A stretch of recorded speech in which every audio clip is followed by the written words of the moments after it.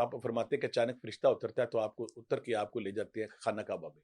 اللہ خانہ کعبہ میں جو حتیم کا مقام ہے, جہاں پہ پرنالا ہے, جہاں پہ خانہ کعبہ سے آگے جگہ بنی ہوئی ہے, وہاں پہ لے جا کے آپ کا سینہ چاک کیا جاتا ہے. سینہ چاک کر کے آپ کو دل کو آب زمزم سے دھویا جاتا ہے. اللہ یا اکبر. میرے سننے والوں کے لیے نالج کے لیے کہ یہ 3 دفعہ پہلے بھی ہو چکا ہے. یہی جب آپ اماں حلیمہ سعدیہ کے گھر میں تھے, اس بالکل وقت آپ بچپن میں. بچپن میں, اس وقت بالکل آپ, ہاں جی. کیونکہ آپ کائنات کی سب سے بڑی روح, کائنات کا سب سے بڑا نور, اللہ میں تو اکبر. کہوں گا رب ذوالجلال کا نور آئے ہائے کسی قلب میں آئے سما نہیں ہائے سکتا آئے تھا. ہائے جب اس آئے ہائے. قلب میں سمایا تو پھر نبی آخر زمان, اللہ آخرت کا واہ جب واہ واہ نبوت واہ. کا آپ پہ جب بار پڑنا تھا, اس سے پہلے بچپن میں آپ کو اماں حلیمہ کے ساتھ کے آنگن میں, گھر میں, وہاں پہ آپ کا سینہ چاک کر کے آپ کا سینہ دھویا گیا.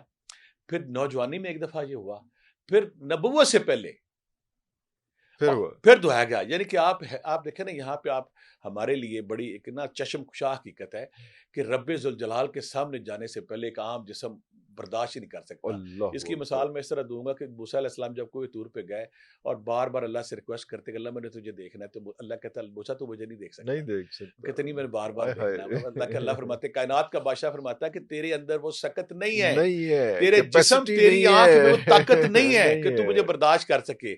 جب بہت زور لگاتے ہیں تو درخت کے پیچھے آپ اپنی تجلی ایک تجلی, ہلکا سا گلپس تجلی ڈالتے ہیں, اور جو پہاڑ کا پہاڑ سرمے اور راکھ کا ڈھیر بن ڈھیر جاتا ہے, جاتا ہے. اور موسیٰ علیہ السلام بے ہوش ہو جاتے ہیں. اللہ. اور آگے چل کے جب ہم بتائیں گے آقا کریم کا سینہ مبارک اور کعبہ قوسین 2 کمانوں کا فاصلہ اور تجلیات کی بارش ہو رہی ہے, بارش ہو رہی اور ہے. آقا کریم برداشت کر رہے ہیں. آئے ہائے. آپ کو خانہ کعبہ میں لے جا کے, حتیم میں جا کے آپ کا سینہ چاک کیا جاتا ہے, اللہ اور چاک کرنے کے بعد آپ کے سینے کو پھر آپ زمزم سے دھویا جاتا ہے.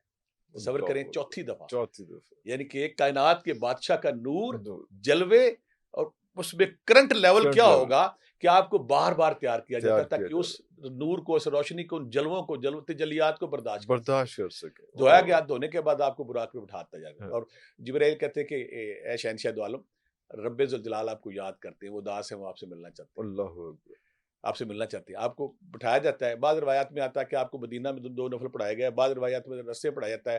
زیادہ تر آتا ہے کہ آپ کو بیت المقدس لے جایا جاتا ہے. بیت المقدس وہ جگہ جہاں پہ انبیاء کرام اپنی سواریاں باندھا کرتے تھے.